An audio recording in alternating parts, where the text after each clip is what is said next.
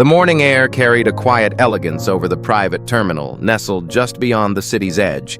The sunlight painted the sleek glass facade with golden hues glinting off the chrome of luxury cars lined in perfect symmetry outside. It was a place where time moved slowly for the wealthy, a space designed for exclusivity and ease. Inside, polished marble floors reflected the soft glow of recessed lighting. Plush leather seating framed the waiting area, and the faint scent of citrus and espresso lingered in the air like an unspoken invitation to a different kind of world. Dr. Camille Rivers arrived with the understated confidence of someone who had spent years mastering the art of presence. She stepped out of her vehicle, her tailored gray suit crisp against the contrast of the black car's glossy finish. Her heels clicked against the clean pavement, not rushed, not hesitant, just assured. A single carry-on trailed behind her, its movement as fluid as the woman herself. She adjusted her sunglasses as she approached the terminal entrance, her expression unreadable beneath the calm poise of experience. Inside the terminal, other travelers moved with an air of unbothered privilege. Expensive luggage, designer clothes, and curated indifference marked the landscape of this rarefied space. Camille drew glances not of recognition, but of questioning. She noticed, but didn't flinch. It was a choreography she had danced many times before. At the check-in desk, her presence was met with polite professionalism. Credentials verified she was directed toward the private gate at the far end of the hallway. The terminal seemed to stretch out in front of her like a polished stage, silent, except for the muffled roll of her suitcase wheels and the distant hum of jet engines preparing for takeoff. As she neared Gate 7, the private aircraft came into view. A sleek Gulfstream G700 gleaming in the sun, its wings almost slicing the sky with their precision. A man stood at the foot of the stairs, his posture rigid, his uniform pristine. His eyes narrowed as Camille approached. The silent weight of expectation and assumption hung between them like invisible fog. He didn't move. She did, steady, measured, calm. There was no confrontation, no chaos. Just the slow, heavy realization that she was being evaluated, judged, before a word was spoken, before a truth could be offered. Her skin, her poise, her presence did not align with the picture this place had painted of ownership. And yet she kept walking, because she knew the truth. And the truth didn't need validation, it only needed time. The threshold of the boarding stairs was just ahead. She paused briefly, adjusting her grip on the suitcase handle. The quiet moment was not hesitation, but preparation. What lay ahead was more than a flight. It would become a reckoning. And Camille Rivers was ready. The air near Gate 7 was still, but tension moved through it like a silent current. Camille stood at the base of the aircraft stairs, sunlight glinting off the smooth finish of the jet behind her. The captain's presence loomed nearby, tall, statuesque, and immovable, like a gatekeeper to a world he believed she didn't belong in. He hadn't said much, but he didn't need to. His stance, his subtle smirk, the almost imperceptible glance at her luggage, all of it echoed a single sentiment: not here, not you. Camille didn't flinch. She offered nothing in return but composure. The familiar sting of disbelief and judgment pressed at her, but she wore her silence like armor. There had been too many boardrooms, too many gala events, too many handshakes offered and not returned. This was just another iteration of an old narrative, one she had rewritten before and would rewrite again. As she ascended the steps, the captain stepped aside reluctantly. His eyes lingered cold and uncertain, as if searching for the flaw that would justify his skepticism. Camille didn't offer him the satisfaction of reaction. With each step, she ascended not just onto the jet, but above the assumptions laid at her feet. Inside the jet was quiet. The hush wasn't peaceful, it was tight-coiled, as if the very air was bracing itself. She moved slowly, taking in the luxury that she had helped design. The ivory leather, the rich walnut paneling, the ambient lighting, it all bore the fingerprint of her vision. This aircraft wasn't just an asset. It was a symbol of what she had built, of the quiet resilience and unapologetic excellence that defined her career. The crew was already on board. A flight attendant named Lacey glanced up as Camille entered. Her clipboard clutched tightly in hand, she wore a smile that was more procedural than genuine. Camille could feel the scan, the mental audit of her outfit, her posture, the contrast between her presence and the expectation that had been scripted without her in mind. There was no visible disruption, no overt hostility, but it was there in the air like an undertone in a song you don't quite like but can't stop hearing. Camille placed her luggage down gently and made her way to the nearest seat. A whisper passed between the crew at the back of the cabin. Nothing more than a murmur, but it carried the kind of tone that lingered, dismissive, incredulous, defensive.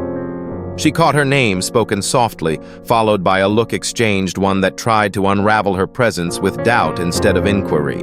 She paused, not because she was unsure, but because this moment deserved stillness. This wasn't confusion. This wasn't a misunderstanding. This was judgment cloaked in courtesy. She had seen it before, often more brazenly, but the polite version always stung a little deeper. The captain stepped into the cabin shortly after her. His expression was tight, the corners of his mouth pressed into a line. He spoke briefly to the crew, his voice low and clipped. Camille didn't need to hear the words to understand the meaning. It was the tone of people recalibrating their reality to include an unwanted truth. She didn't rise, she didn't explain, she didn't excuse. Instead, she reached into her bag and retrieved her phone. One hand steady, the other gliding across the screen, she tapped into the digital network that upheld her empire. Information flowed like breath, silent but vital. In minutes, she had accessed her itinerary, corporate flight manifest, and ownership records. All of it. Complete. Irrefutable. She laid her phone gently on the armrest. Not as a weapon, but as a mirror. Let them see what they had refused to imagine. Let them wrestle with the reality they had so quickly discounted. The aircraft remained still. No doors closed. No engines hummed. Time seemed suspended, stretched thin between presumption and revelation. Camille sat perfectly composed, a pillar of earned authority, surrounded by a crew too stunned by their assumptions to see the storm gathering behind her eyes. Outside, the tarmac shimmered under the noon sun. But inside that jet, the temperature was dropping steadily, invisibly. The calm before the storm wasn't just metaphorical, it was mechanical, and Camille, as always, was in control of both the silence and what came next. The cabin remained suspended in a fragile quiet, as if the walls themselves were holding their breath. Camille sat still, her tablet now open across her lap, displaying a manifest with her name at the top, undeniable, unambiguous. But no one moved to acknowledge it. The stillness in the room was not one of respect. It was a hesitation wrapped in discomfort, coated in the remnants of disbelief. The captain shifted first. He stepped forward, stiff-backed his shoes, barely making a sound on the plush carpet. His gaze flickered briefly toward the screen in Camille's hand, then away as though the truth might dissipate if he simply refused to look too long. The formality in his posture seemed less like discipline and more like defense, as if clinging to protocol would somehow excuse the assumptions already made. Behind him, Lacey remained rooted in place, her clipboard clutched so tightly that her knuckles blanched. She avoided Camille's eyes. Her cheeks were pink now. The initial smirk of presumption faded into a pale blend of worry and regret. Another crew member, younger and silent, stood frozen beside the service galley, gaze cast downward, no longer even pretending not to notice what was unfolding. Camille didn't speak. She didn't need to. The evidence lay plainly before them, not only in the data displayed on her screen, but in the sudden unraveling of certainty on their faces. The discomfort that followed wasn't born of surprise. It was born of having been wrong in a way that couldn't be undone. And worse, couldn't be hidden. The silence deepened, broken only by the rhythmic breath of the cabin's air system, a soft mechanical sound that now felt deafening in its steadiness. Every second it filled was another second of exposed truth. This was no longer about miscommunication. This was about the reflexive way authority had been withheld from someone who wore it differently than expected. Camille watched them with the kind of gaze that did not demand an apology, only accountability. Her presence was not sharp or loud, but it was absolute. It filled the space like gravity, subtle, constant, unrelenting. The captain's expression twitched. He took a breath, the kind meant to preface a statement, perhaps an explanation, but no words followed. His lips parted briefly, only to close again as his eyes darted to the cockpit door, as if hoping the familiarity of controls and instruments might restore a sense of command. But there was no command left in his voice and none in the room. Camille had never raised hers. Outside on the tarmac, the sun blazed without apology.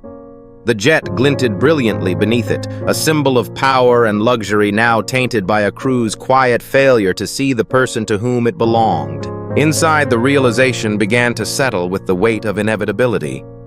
Camille's fingers moved across her tablet again, and this time she accessed internal communications, flight logs, purchase orders, correspondence, all signed by her. The corporate watermark of Rivers Aerospace marked every corner of the documentation. It wasn't simply proof of ownership. It was proof of identity, of vision, of power earned, not given. Her presence in the cabin had never needed validation, but she had brought it anyway. Not for herself, but so they could witness the fullness of what they had denied with a glance. Behind the captain, Lacey finally spoke. Her voice was barely audible, shaky and dry. It carried none of the professional crispness from earlier, only the hesitancy of someone suddenly aware of the weight of their misstep. Camille didn't flinch. Her gaze remained steady, not punishing, but resolute. Lacey's voice faltered before she could finish whatever it was she had meant to say. The moment for grace had not yet come. It was at that point that Camille reached into her handbag and retrieved her phone. The motion was deliberate, not hurried. She scrolled calmly, precisely before lifting the device to her ear. Her tone, though inaudible to the crew, was steady.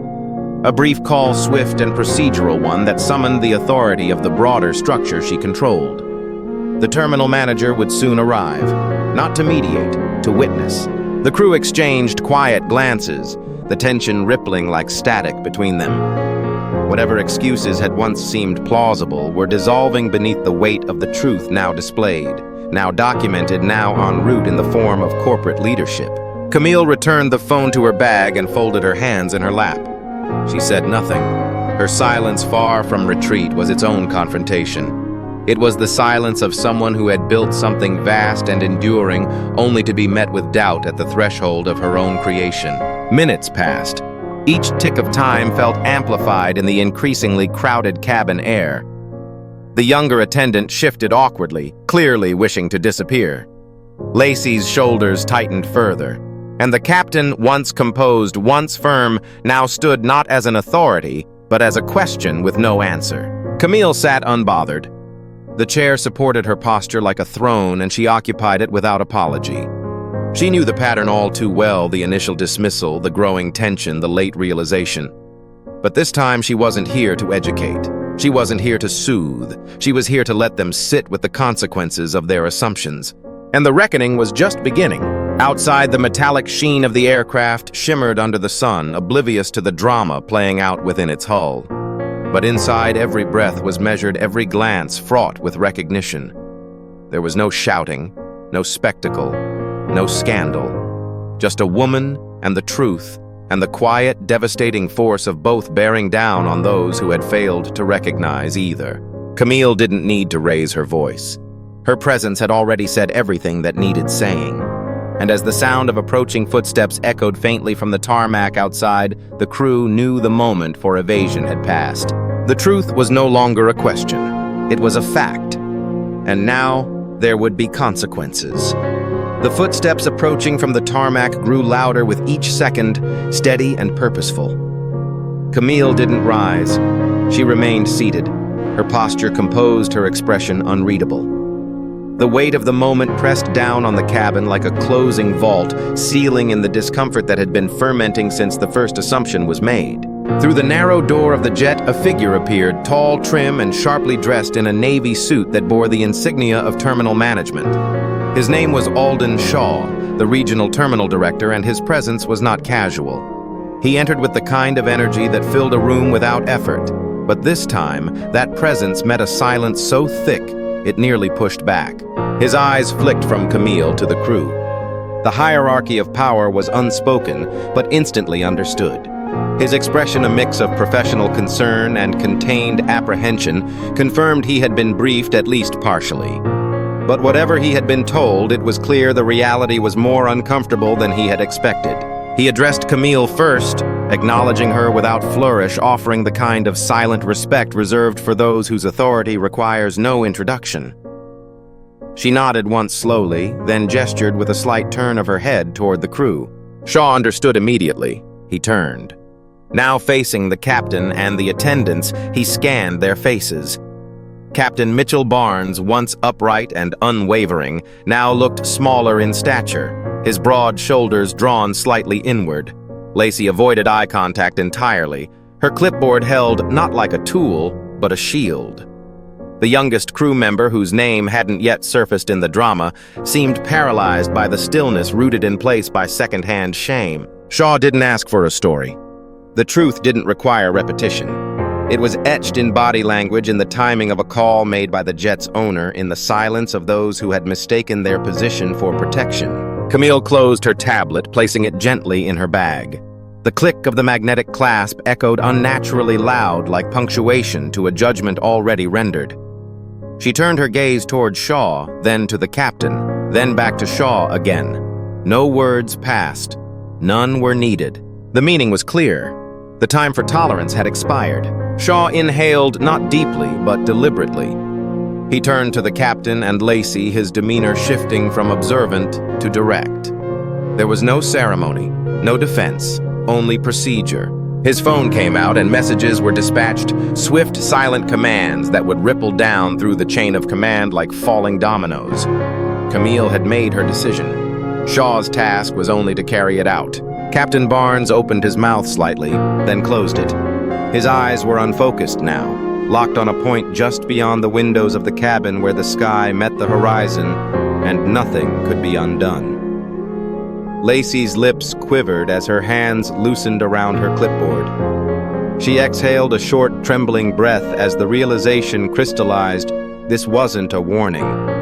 This was a severance. Behind them, the quiet hum of the jet's environmental system continued to run, oblivious to the reckoning underway. The sound had once faded into the background. Now it filled the silence left by dignity in retreat. Camille adjusted her seat slightly, crossing one leg over the other. It wasn't defiance. It wasn't comfort. It was authority settled, deliberate, and final. She had been questioned, dismissed, and humiliated in her own space. The response she now delivered was not reactionary. It was measured, controlled, just. Shaw completed his messages and turned back toward her, his expression now tinged with humility. Camille offered a small nod. She had witnessed too many empty apologies in her lifetime to find meaning in platitudes. What mattered now was what followed. She gestured once more, this time with a fluid sweep of her hand toward the entirety of the cabin, toward the structure that had allowed the assumption to take root. Shaw followed the gesture with his eyes, understanding what was being asked even before she finished the movement. The issue was not limited to 3 employees. It was systemic. A culture of assumption, of visual profiling, and unconscious bias had been allowed to survive, possibly even thrive, beneath the surface of luxury, discretion, and procedure. She expected more, and she would require more. He nodded once more firmly this time, and made another note on his tablet. The next phase would not be just termination. It would be investigation reform and structural accountability. Not because Camille demanded retribution, but because she required transformation. Lacey looked up, her eyes glassy, her mouth opening once more to offer something, an apology perhaps, or an explanation. But Camille's gaze met hers, calm and resolute, and the moment passed before it could form. Words wouldn't heal what had been exposed. Accountability wasn't a sentiment, it was a consequence. Camille stood, slowly, gracefully, and with the kind of gravitas that rendered everyone else in the cabin silent. She turned toward the exit of the plane, her steps smooth, steady, and resolute. Shaw followed at a respectful distance. The crew remained behind, motionless, their careers unraveling in the vacuum left by truth unspoken too long. At the top of the stairs, Camille paused. The sunlight outside had not changed. It still glinted off the tarmac, warm and blinding. But for those behind her, the light felt different now, like exposure, not clarity. She descended, one step at a time, with purpose, with control. with the calm, final cadence of someone who had reclaimed not just her place on the jet, but the space she had carved in an industry that still underestimated the wrong people. The air outside was brighter, but the tension of the cabin still clung to Camille like static.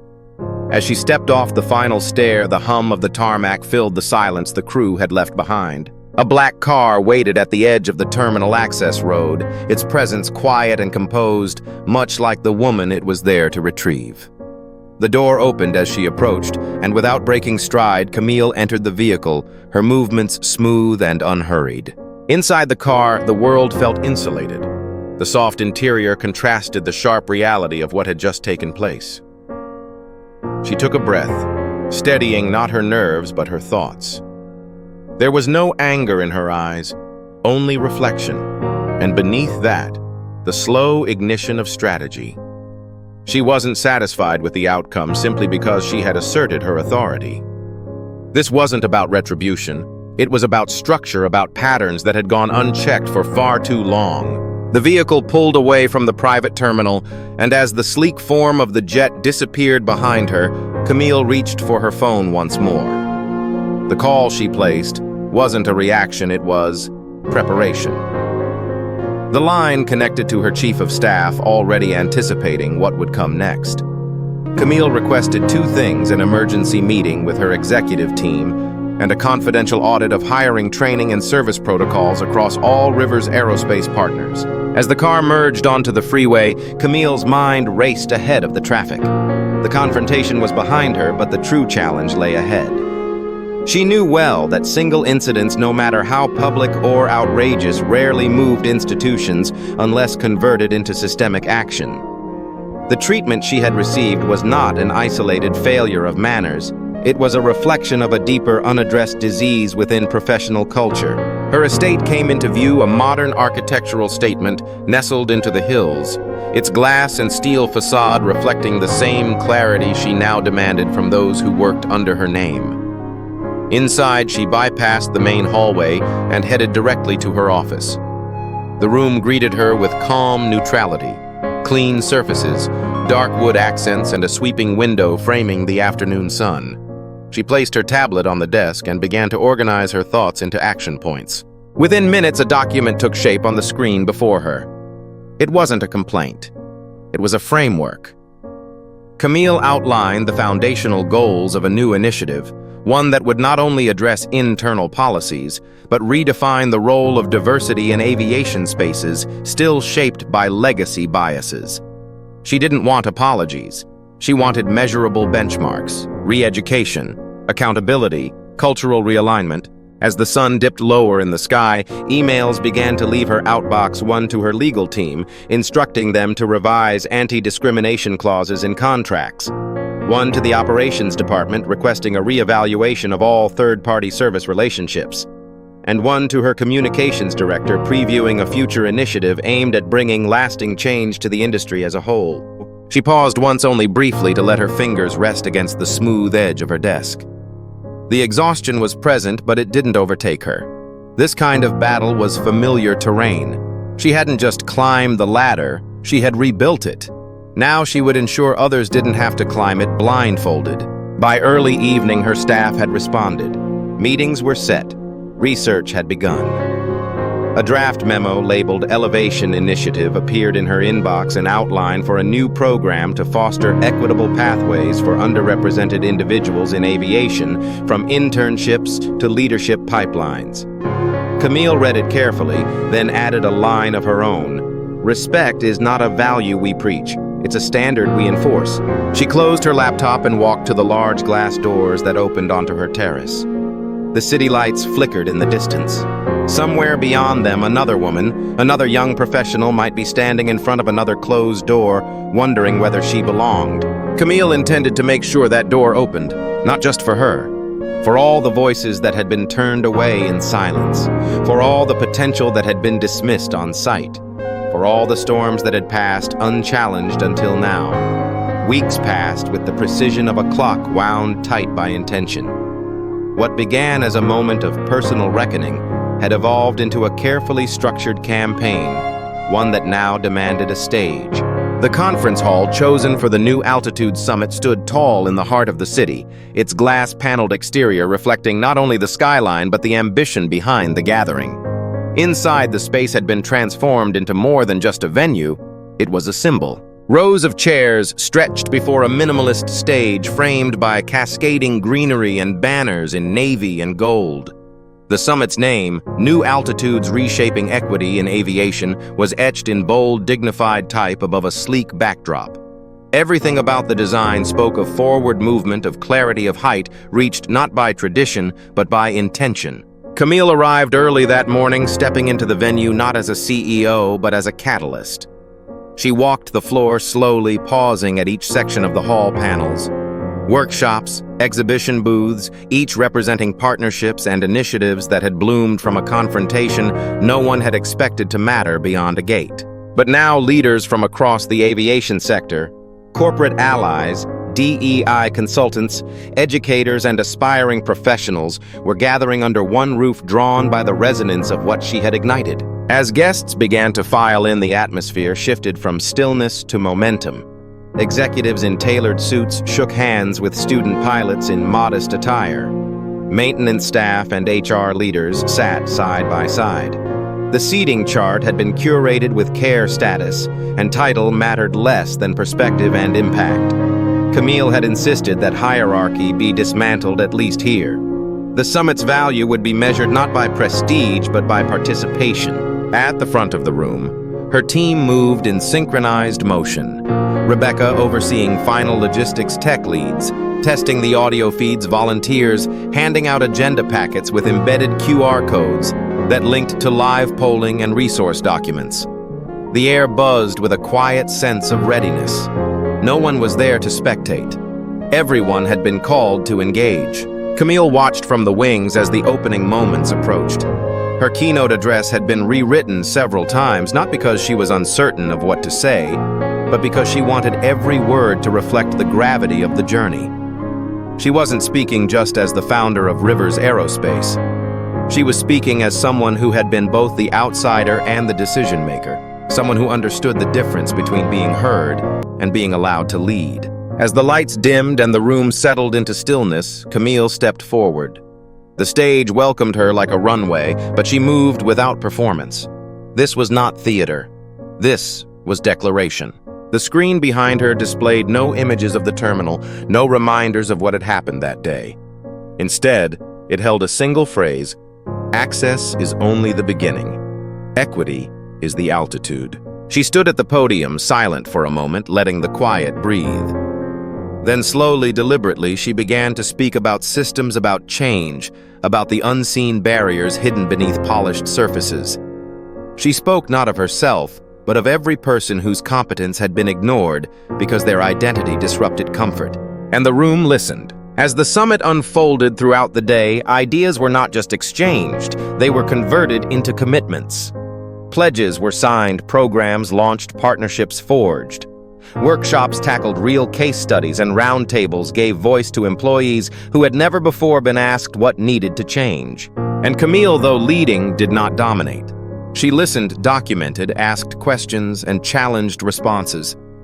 The summit was hers in vision, but now it belonged to everyone who had walked through its doors with a hope for better. And for the first time in a long time, the industry began to rise. Not alone, together. The final hours of the summit unfolded beneath a twilight sky, soft light streaming through the glass walls of the conference center as the day quietly yielded to evening. Conversations lingered in the hallways and near the coffee tables, no longer just discussions but ideas being shaped into future plans. Camille stood near the back of the room as the last session concluded, her eyes scanning the space, filled with a different kind of energy than the one that had entered that morning. It wasn't pride that filled her, it was purpose. She had witnessed a room transform from one of cautious optimism to one of shared conviction. What began as a single act of resistance on a tarmac had spread into a structure capable of holding much more than outrage. It now held responsibility and, most importantly, commitment. The closing ceremony was brief, deliberately so. Camille didn't want applause. She wanted progress. Attendees departed with pledge kits, follow-up timelines, and toolkits for implementation. But what they carried more than anything was a sense of momentum, something fragile if left unsupported, yet powerful if cultivated. Later that night, Camille returned to her estate. The silence of her home welcomed her like an old friend. She walked slowly through the halls, stopping at the office that had been the planning ground for all that had just transpired. The soft glow of her desk lamp cast long shadows on the hardwood floor as she sat down and opened her journal. She didn't write about the applause or the number of attendees. She wrote about the turning point, about how change doesn't come from volume, but from clarity. That reform rooted in policy without being reinforced by culture is destined to crack, and that what she was building now would be slow, but enduring. Across from her, a framed photo rested on the shelf. It showed Camille in her early days, hard hat on, standing in front of the construction site of her company's first hangar. Back then, the challenges had been technical, operational, but she now understood that the real battles were human, cultural, invisible until revealed by conflict. The following morning, she convened her executive team once more. This time not to respond, but to build. The Elevation Initiative would expand across departments, not just through HR protocols, but into product development, vendor relationships, and customer experience. A new leadership rotation program was approved to elevate voices previously left at the periphery. Camille didn't need the spotlight anymore. The structure would now speak louder than the founder behind it. And as the organization evolved, so would the industry around it, not through revolution, but through consistent, relentless resolve. Camille had no illusions that the work was finished, but she had planted something real, not just a message, a model. And when the world looked back to ask how the culture of an industry began to shift, they wouldn't find it in headlines. They would find it in the quiet places, in the moments of integrity, and in the legacy of one woman who chose to hold the door open and then dared to build a new room entirely. Seasons passed, but the summit's ripple never stilled. In meeting rooms across the country, Camille's framework became reference. In classrooms, her policies became case studies. And in boardrooms once insulated from change, her name became a standard. Not a symbol of controversy, but of clarity. The Elevation Initiative evolved far beyond its original scope. What began as a correction became a compass. Scholarships funded first-generation pilots. Leadership programs created bridges between potential and opportunity. Independent audits pushed other aviation firms to adopt accountability not just as compliance, but as culture. Camille, meanwhile, shifted into a new rhythm. No longer at the helm of daily operations, she took to mentoring emerging leaders. Those shaped not just by ambition, but by awareness. Her days were quieter now, but her impact grew louder. On the anniversary of the summit, a small ceremony was held, not to honor her, but to launch the next phase, a foundation built around equity in high-barrier industries. As others took the microphone, Camille watched from the audience content to remain in the second row. Not because she had stepped back, but because she had lifted others forward. That night on her terrace beneath a canopy of stars, she opened her journal one final time for the year. Her handwriting flowed steady, deliberate.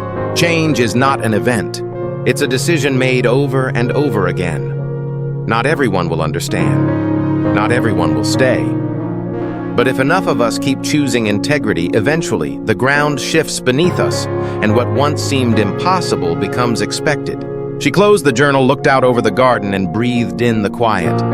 The journey ahead was still long, but for the first time she wasn't walking it alone.